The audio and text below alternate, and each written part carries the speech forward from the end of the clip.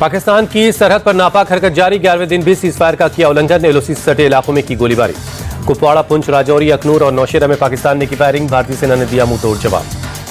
पाकिस्तान को रक्षा मंत्री राजनाथ सिंह की चेतावनी। कहा, देश जैसा चाहता वैसा ही जवाब देंगे पीएम मोदी।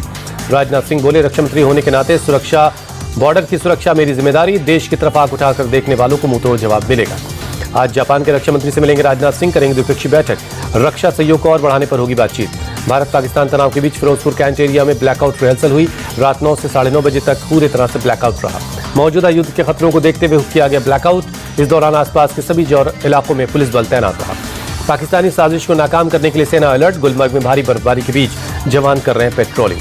पाकिस्तान के खिलाफ भारत का एक और बड़ा फैसला। बगलीहार बांध से चिनाब नदी का पानी रोका गया। किशन गंगा डैम से भी झेलम का पानी रोकने की तैयारी। रविवार को पीएम मोदी से मिले वायुसेना प्रमुख air chief marshal AP Singh. एक दिन पहले नौसेना चीफ ने की थी मुलाकात। पहलगाम आतंकी हमले की जांच जारी। अनंतनाग एसपी ऑफिस में पहलगाम के टूरिस्ट गाइड से पूछताछ हुई। कश्मीर के आईजीपी ने सुरक्षा व्यवस्था के लेकर समीक्षा बैठक की। आर्मी सीएपीएफ के अधिकारियों ने लिया हिस्सा। यूपी कांग्रेस चीफ अजय राय ने सरकार पर कसा तंज। टॉय राफेल में नींबू मिर्ची लटकाई। पूछा, आतंकियों के खिलाफ राफेल का इस्तेमाल कब होगा। अजय राय ने कहा, आतंकी हमले में लोग मारे जा रहे हैं और सरकार राफेल विमान में नींबू मिर्ची लटकाकर रखे हुए हैं। अजय राय पर बीजेपी का पलटवार। प्रदीप भंडारी बोले, कांग्रेस नेता सेना का अपमान कर रही है और पाकिस्तान के प्रोपेगेंडा को आगे बढ़ा रहे हैं। अजय राय के बयान पर बीजेपी सांसद मनोज तिवारी का हमला। कहा, कांग्रेस हमेशा से सेना और सेना की शक्ति का अपमान करती है। बीजेपी सांसद कमलजीत सहरावत ने कहा, अजय राय ने सशस्त्र बलों की वीरता और पीएम मोदी के समर्पण पर सवाल उठाया। बिहार के पूर्वी चंपारण में बोले एआईएमआईएम के चीफ असदुद्दीन ओवैसी, पाकिस्तान को समझाने का वक्त खत्म हो चुका है, अब वक्त जवाब देने का है। ओवैसी का सवाल, केंद्र सरकार बताए पाकिस्तान पर कब और क्या एक्शन लेना है। मुसलमानों और कश्मीरियों पर दिए हिमांशी नरवाल के बयान का ओवैसी ने किया जिक्र। कहा, आतंक को खत्म करने के लिए एकजुट होने की जरूरत है। बंगाल बीजेपी चीफ सुकाल मजूमदार की मांग, बंगाल समेत पूरे देश से पाकिस्तानियों को भगाया जाए।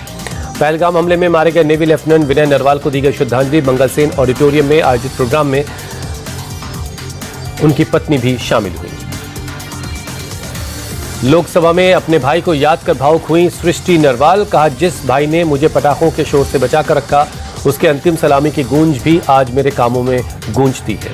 सृष्टि नरवाल बोली, बचपन में देशभक्ति फिल्में देखकर कहता था तेरा भाई भी तिरंगे में लिपटा आएगा। मैं उसे बहुत डांटती थी। नौकरी से बर्खास्त होने वाले सीआरपीएफ जवान मुनीर अहमद बोले, मैंने शादी से पहले और शादी के बाद अपने विभाग को दी थी पूरी जानकारी, मेरे पास प्रूफ है। मुनीर अहमद ने पीएम मोदी और गृह मंत्री अमित शाह से लगाई इंसाफ की गुहार। कहा, पत्नी को भारत आने पर भी विभाग को जानकारी दी थी।